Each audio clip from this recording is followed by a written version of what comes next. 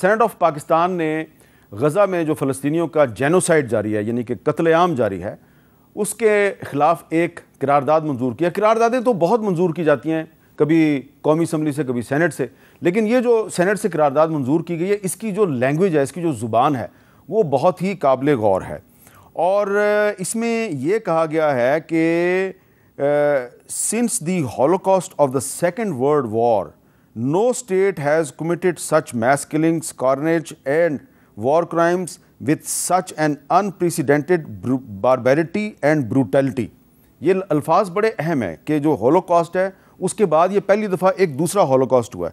اور آگے جا کے کہا گیا جی کہ ہم fully Palestinians while denouncing the double standards and hypocrisy of those who are supporting Israel as they are partners in crime since they also oppose an immediate ceasefire in Gaza. تو یہ جو قرارداد ہے یہ بڑی امپورٹنٹ ہے، اور میرا خیال ہے کہ اس قرارداد پہ ہمیں ضرور بحث کرنی چاہیے. اس لیے ہم نے اس قرارداد کے جو ڈرافٹ کرنے والے جو اہم سینیٹر صاحب ہیں جناب مشاہد حسین سید صاحب، ان کو پروگرام میں دعوت دیا. مشاہد صاحب بہت بہت شکریہ. السلام علیکم میر صاحب، آپ کے ویورز کو بڑا السلام علیکم. یہ قرارداد آپ ہی نے؟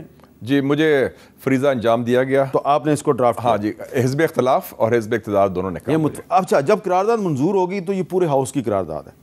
اس میں آپ نے جو ہولوکاسٹ کا لفظ استعمال کیا آپ سمجھتے ہیں کہ یہ سیکنڈ ورلڈ وار کے ہولوکاسٹ کے بعد دوسری مرتبہ اتنی وسیع پیمانے پہ وار کرائمز ہو رہے ہیں؟ جی بالکل، کیونکہ ہولوکاسٹ میں ایک حکومت نے ایک کمیونٹی کو کے خاتمے کا فیصلہ کیا تھا، اور اس کو کنسنٹریشن کیمپ کے ذریعے، ان کو گیس کے ذریعے، چیمبرز کے ذریعے ان کو خاتمہ تھا. وہ جوئش کمیونٹی تھی یہودیوں کے خلاف، جو میں کہتا ہوں کہ جو کرسچنز آف یورپ نے جوز آف یورپ کے خلاف ظلم کیا، ٹھیک ہے، جس میں مسلمان شامل نہیں تھے. اس کے بعد اس وقت بھی ایک ریاست ہے، ایک حکومت ہے، وہ منظم طریقے سے منصوبہ بندی کے تحت ایک کمیونٹی کا خاتمہ اور قتل عام کر رہی ہے. اور آگے چل کے جو آپ ڈبل سٹینڈرڈز اور ہپوکریسی کا ذکر کر رہے ہیں، ہو آر سپورٹنگ اسرائیل، یہ کون ہے؟ امریکہ بہادر نمبر 1 جو منافقین اعظم ہے، برطانیہ جو ڈپٹی منافقین ہے ان کا کہہ لیں، اور جو سارا گورستان ہے، جو میں گورستان کہتا ہوں کہ جو گورے کراؤڈ کو، اس میں یورپین یونین بھی شامل ہے، کیونکہ یہ ہر روز آپ کو درس دیتے ہیں گورستان والے کہ جی ہیومن رائٹس کریں، یہ فلانا کریں، ایک کوئی چیز گڑبڑ ہو جائے تو آپ کے بڑا لمبا لیکچر ہوتا ہے. یہ سارے لوگ منافق ہیں، ڈبل سٹینڈرڈز ہیں، اور ان کا کوئی دین امان نہیں، اور یہ بے نقاب ہو گئے. اچھا مشاہد صاحب، 3 ملک ایسے ہیں دنیا کے جنہوں نے اسرائیل کے ساتھ اپنے سفارتی تعلقات ختم کر دیے ہیں. ایک ہے کولمبیا، دوسرا ہے بولیویا، اور تیسرا ہے چلی. یہ تینوں مسلم ممالک نہیں ہیں، لیکن جن مسلم ممالک کے اسرائیل کے ساتھ سفارتی تعلقات ہیں، ترکی، اردن، مصر، UAE، کسی نے ابھی تک تعلقات ختم نہیں کیے. کیا یہ منافق نہیں ہے؟ بالکل منافقت ہے، اور اس کا مطلب یہ بھی ہے کہ ان ممالک میں وہ دم نہیں، وہ احساس نہیں انسانیت کا جو چلی میں ہے، جو کولمبیا میں ہے، جو لاطینی امریکہ اتنی دور وہ بیٹھے ہوئے ہیں. اور یہ ساری بدے ہوئے لیفٹسٹ گورنمنٹ ہے، فار یور انفارمیشن.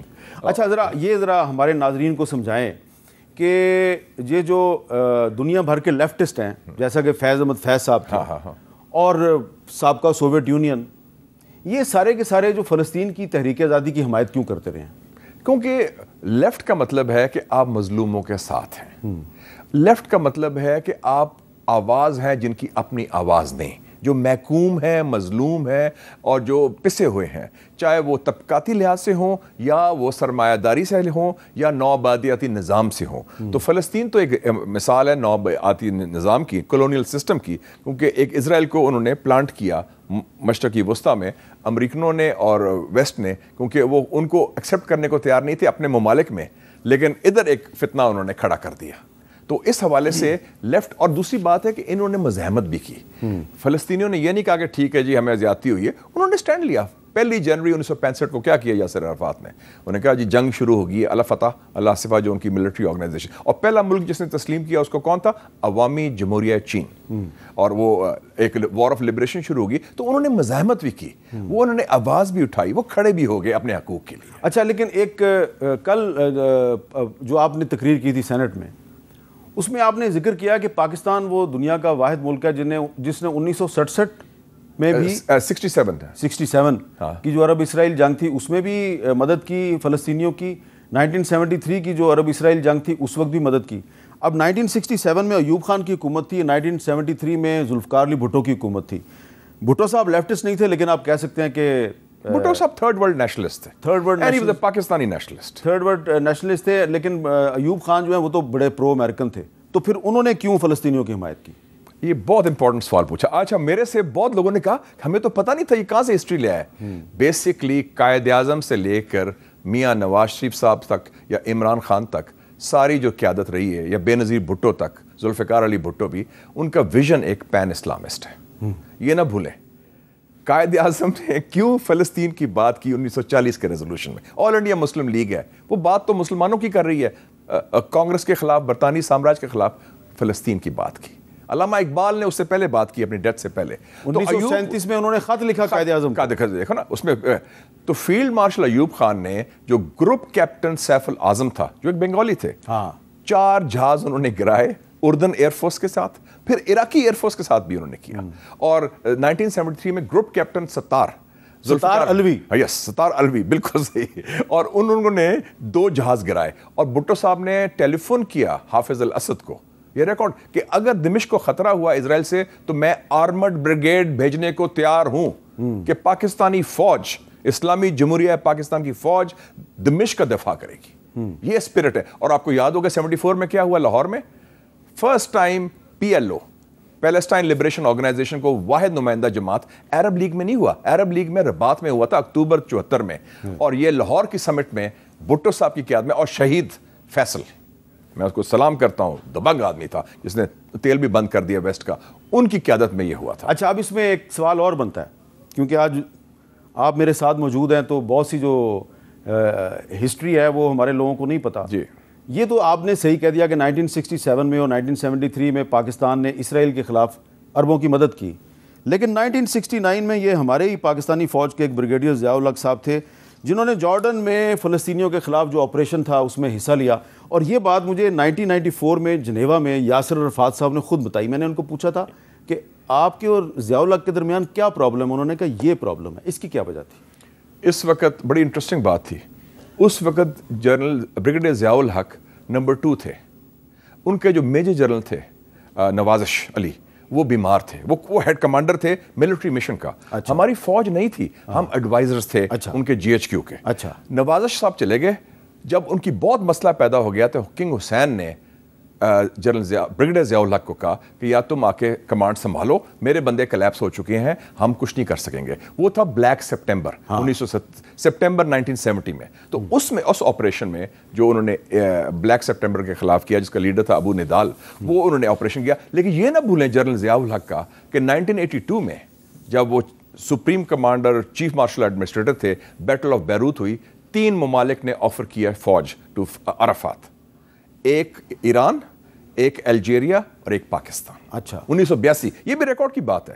تو ریکارڈ جو صابرہ اور شتیلا میں جو میں سے کہا ایگزیکٹلی. اس کے بعد جو ہوا نا, تو انہوں نے کہا, ایران نے کہا ہم فوج بھیجنے کو تیار ہیں, الجیریا نے کہا, اور پاکستان نے بھی کہا. یہ مجھے خود یاسر عرفات صاحب نے بتایا تھا. میں نے ان کا انٹرویو 1990 میں ٹیونس میں کیا ایز اے جرنلسٹ, اور جب وہ 1998 میں آئے نیوکلیئر ٹیسٹ کے بعد مبارکباد دینے, میں ان کا منسٹر ان ویٹنگ تھا.